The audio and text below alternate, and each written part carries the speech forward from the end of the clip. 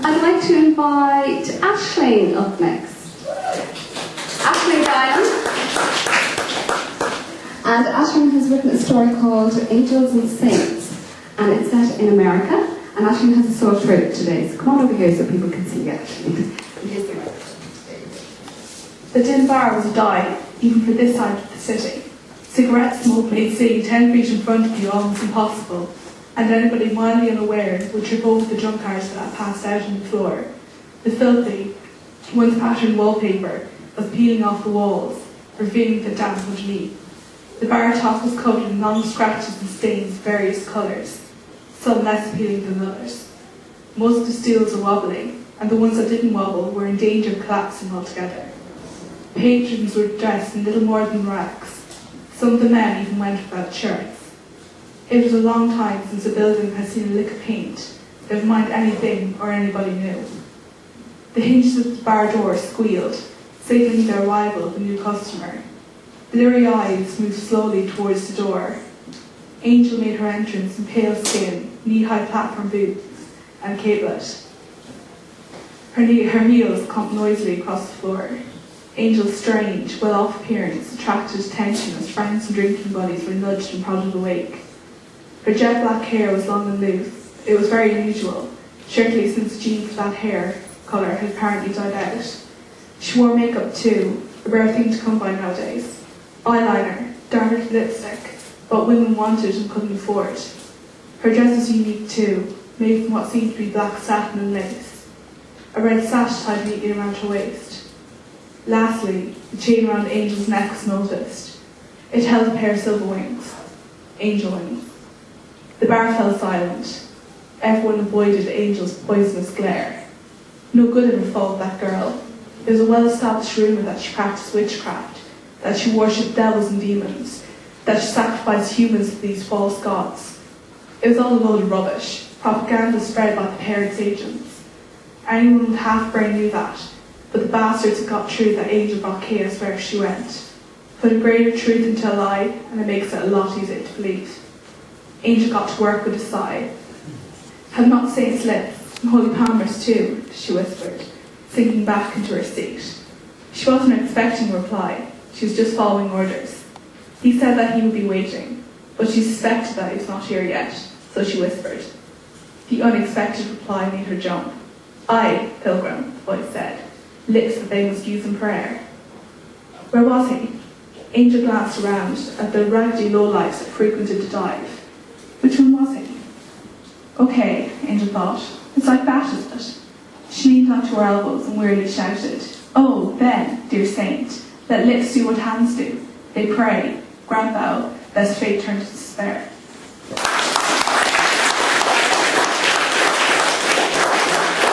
Thank you very much, Ashley. A little bit of Shakespeare in there as well.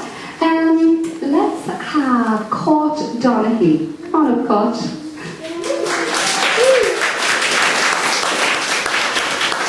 What story is called Stargazers? I gazed up at the sky above me. Each star gleamed in the dark sky. It was really amazing how something so simple, bright speckled dots on a black canvas, could look so exquisitely beautiful. We could hear the mourners bustling about inside, but that was the last place either of us wanted to be. We continued gazing up at the stars. 300,000 years, my brother Liam said as we sat down on the oak benches at the back of the garden. I was puzzled by his comment and gave him a questioning look. The light from that star took 300,000 years to reach us, he explained, as he pointed up into the sparkling night sky. So we are seeing that star as it looked 300,000 years ago. It might not even be there anymore. It might have died and turned into a black hole, but we are still amazed by its beautiful image, even though it's ancient. I was still puzzled by what he said. My brother was always the quiet, passive sort. He never had much to say for himself, and I was a bit taken aback to hear him say something so interesting and deep. So, even when things are gone, their light keeps shining on, he concluded as he stood up and walked into the house. The funeral came and went in a blur. The hugging, and the handshaking and the tears were like routine by the end of the day. I didn't cry too much, I was still numb. I was in so much pain I couldn't feel pain anymore. I just couldn't get my head around it. How could a woman so lively, happy and full of life be gone forever? After the burial, I walked over to Liam to ask him how he was. He was standing alone, facing the grave, with silent tears streaming down his face. I didn't need to ask him how he was. I could see clearly. It was unsettling to see my big, strong brother so upset. He was Mammy's boy. He did everything to please her, which wasn't difficult as he could do no wrong in her eyes. We hugged each other and cried silently together and said our final goodbyes to our mother. It was hard to believe that only 1 week ago I was laughing and talking with my mum in her studio upstairs. She spent most of her time there. Art wasn't only her job, it was her passion. I idolised her. She was so talented. Her latest piece was her best yet, her masterpiece. I was blown away the first time I saw it. It was a larger-than-life ceiling-to-floor image of her latest obsession, the night sky.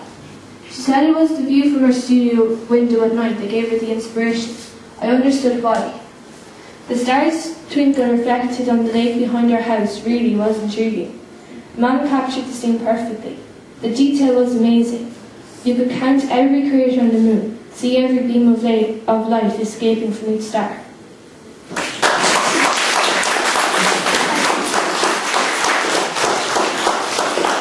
I'd like to invite Birr Johnson up to talk. All the guys seem to have disappeared out into the alcove.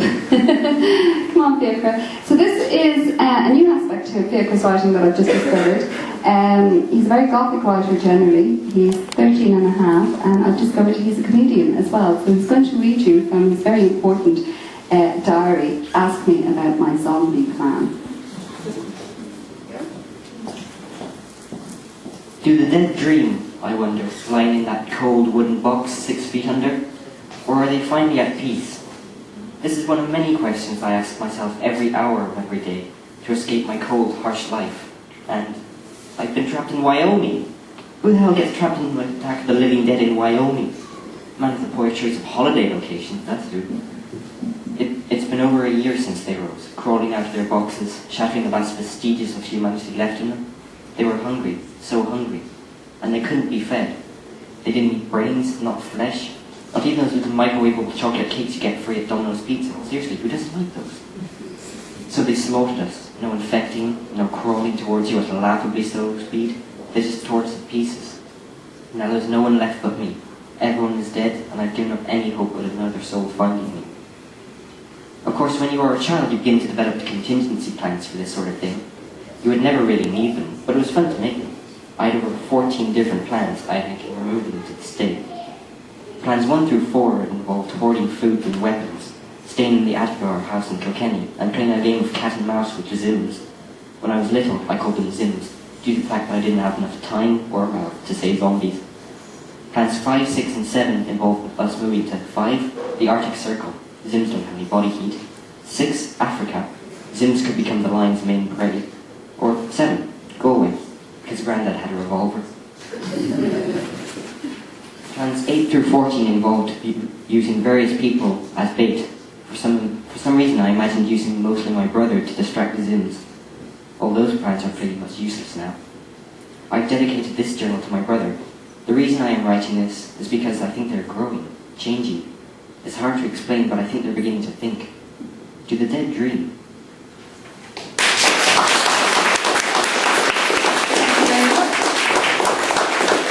Okay, I'd like to invite, all my students are slipping out there. I can't see you. I've lost my running order, so tell them to come in.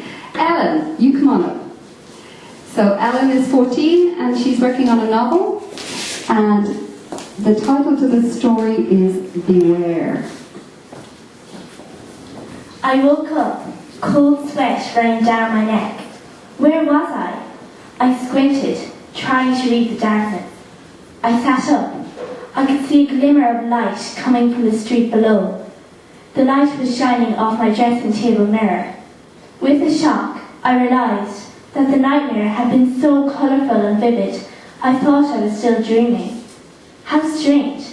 I didn't usually have nightmares, and I most certainly never woke up in the middle of the night. Weary now, I sunk back towards the soft lacy pillow, pulling the duvet tight around my body. I lay there, wondering about my day. The Greens' eldest son, Richard, had unexpectedly returned home. Quite a surprise, as he wasn't due back until late April. He seemed nice enough, a bit snobby maybe. I had to prepare the guest room, strip the beds and set a fire, as if I hadn't enough to do. He complained that the room was chilly, but thanked me for lighting the fire. I was surprised to be awake, considering I had gone to bed worn out. I listened. Richard was sleeping in the room directly below me. I could hear soft, muffled snores rising through the ceiling. I stared into the darkness for ages, tossing and turning, trying to sleep. And so, at some point, I must have nodded off. Wah, wah, wah! The wail of a baby broke the early morning silence. I was up almost at once.